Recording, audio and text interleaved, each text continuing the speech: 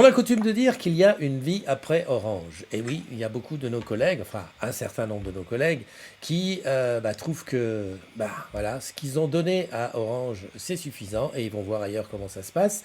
Ou en tout cas, ils essayent de vivre une autre vie. Et dans ce cadre-là, je reçois aujourd'hui mon camarade Romuald. Romuald, bonjour. Salut Christophe. Alors Romuald, ceux de la CDZ te connaissent un petit peu, en tout cas les gens d'Orange te connaissent un petit peu. Alors je vais te laisser te présenter dans ta partie Orange, donc ta vie d'avant. Qui es-tu, Romuald? Du coup, Romuald Mipoudou, j'ai intégré Orange en 2011 en contrat pro, pendant un an, service client à l'époque au 10-14. Ensuite, j'ai été embauché en 2012, toujours au 10-14, où j'y ai fait 3 ans en tant que conseiller client. À partir de 2015, j'ai été en boutique, en tant que conseiller également. 2018, adjoint de boutique. Et 2021, où j'ai terminé ma carrière chez Orange de 2021 à 2024 en tant que responsable d'équipe front au 3900. Et qu'est-ce qui a fait qu'un jour tu t'es dit, bon, le temps est venu d'aller voir ailleurs comment ça se passe? J'aime bien le dire, j'ai pas quitté Orange, j'ai quitté le monde du salariat. J'en dirai un peu plus sur mon activité. Mais ce qui a fait que, c'est qu'en 2021, quand mon fils est né, j'ai commencé une double activité sur la partie gestion de patrimoine, à la fois manager chez Orange, formation pour être gestionnaire en patrimoine. Donc j'ai commencé un peu à développer mon portefeuille et je me suis dit c'est une activité dont j'aimerais vivre plus tard. Moi, j'avais un objectif à 40 ans et j'ai eu une opportunité avec AXA qui m'a permis de partir plus tôt pour rester dans ce domaine. Alors, salarié chez Orange, on sait, hein, le 20 du mois, c'est la fête. Et puis, on a les primes diverses et variées un petit peu tout au long de l'année. Lorsqu'on devient entrepreneur, quelles sont les craintes qu'on a avant de se lancer? De se sentir accompagné, que ce soit par conjoint, amis, famille. Souvent, quand tu exposes ce type de projet, ça peut renvoyer à des personnes qui ont peur de franchir le pas, donc elles vont être un peu réticentes et craintives. Donc il y a ça, puis après il y a l'aspect financier, savoir monter son business plan en se disant, on espère qu'il soit le plus juste possible pour pas se tromper. Et effectivement, il y a plus le 20 du mois. Alors je peux être payé jusqu'à 4 fois dans le mois, c'est une bonne chose. Mais non, enfin voilà, il y a plus ce côté où c'est rythmé par une fiche de paie. C'est moi qui fais ma propre rémunération et puis ça dépend de mon activité. Après, là, je bénéficie de Pôle emploi. Donc, ce que je touche en tant qu'entrepreneur aujourd'hui me permet de me créer de la trésorerie et de commencer à anticiper pour payer l'URSSAF. Maintenant que tu nous as parlé de ça, je vais te laisser nous présenter ta nouvelle activité. Eh ben, en fait, c'est une activité qui est simple aujourd'hui. Moi, j'accompagne mes clients sur leur protection sociale et patrimoniale. La partie sociale, c'est ce qu'on peut retrouver en tant que salarié sur tout ce qui est prévoyance mutuelle, donc dont on bénéficie en tant que salarié. Donc moi, j'accompagne mes clients qui peuvent être des particuliers, des professionnels ou des entreprises sur ces aspects-là. Donc prévoyance, mutuelle, tout ce qui va être aussi assurance emprunteur pour la partie sociale. Et par la partie patrimoniale, ça va être épargne, retraite, optimisation fiscale et transmission de patrimoine. Voilà dans les grandes lignes, comment j'accompagne mes clients et la typologie de mes clients.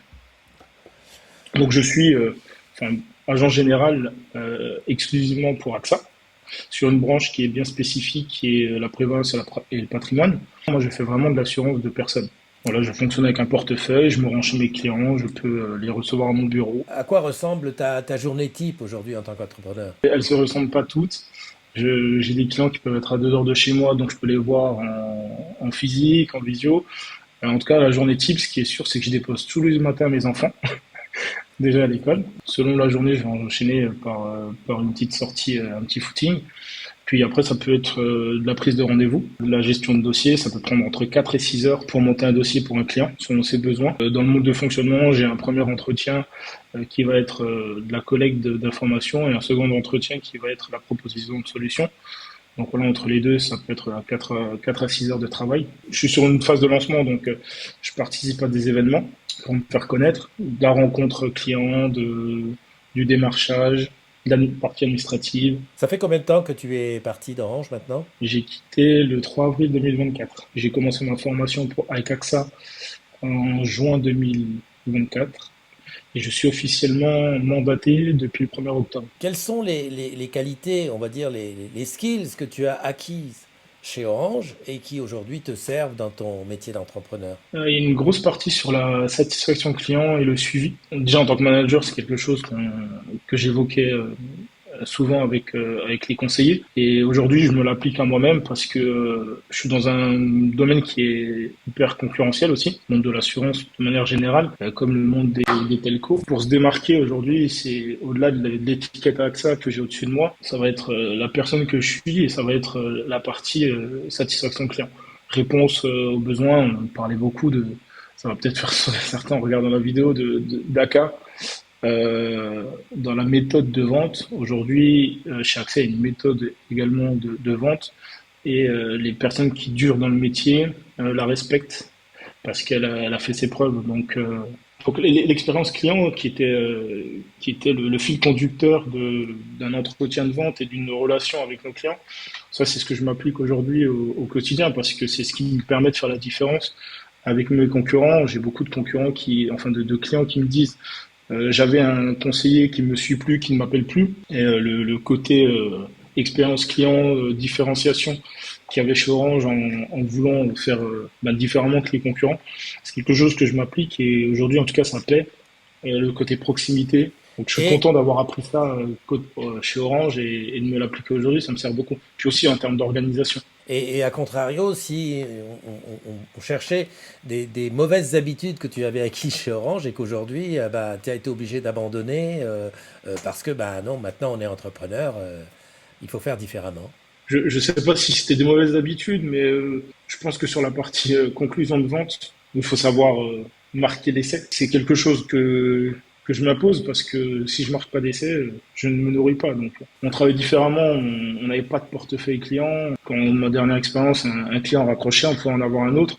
Il n'y avait pas forcément ce côté force de vente. Aujourd'hui, je me dis que une opportunité, si je la laisse filer, je peux pas forcément la chance de l'avoir se représenter. Et si tu avais un conseil à donner à nos collègues qui envisagent peut-être comme ça dans un coin de leur tête d'aller voir si l'herbe est plus verte ailleurs, mais qui hésitent, qu'est-ce que tu leur dirais? Bah déjà qu'il existe des dispositifs chez Orange qui sont bien disants parce qu'ils sont divers et variés.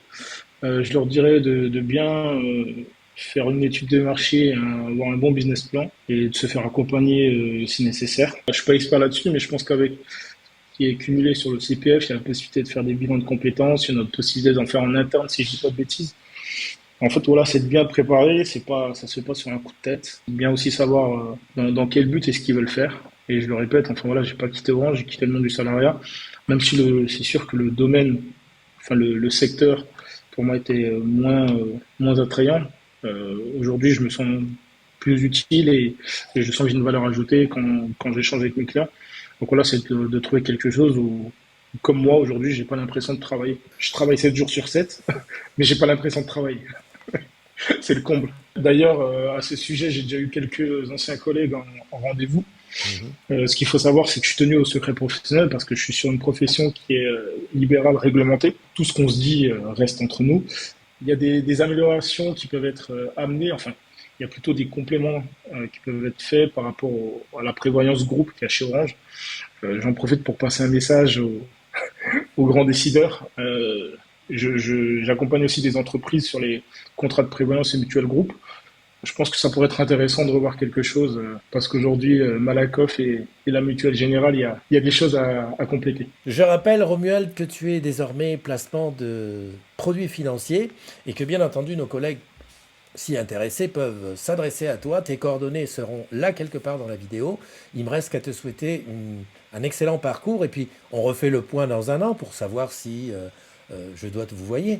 Le but c'est de pouvoir aider et accompagner mes clients. Dans un an, j'espère que je pourrai dire que j'ai recruté quelqu'un parce que mon expérience managériale, j'ai envie de la retrouver et j'ai surtout besoin d'aide parce que quand on est à son compte, c'est aussi être multitâche. Donc il y a des choses que je ne faisais pas avant que je dois faire. Donc j'espère que quand on reparlera dans un an, l'équipe se sera agrandie. Je te remercie, Romuald, et à très bientôt. Merci à toi, merci pour l'invitation et bonjour à tous ceux qui me reconnecteront et bonne continuation à vous.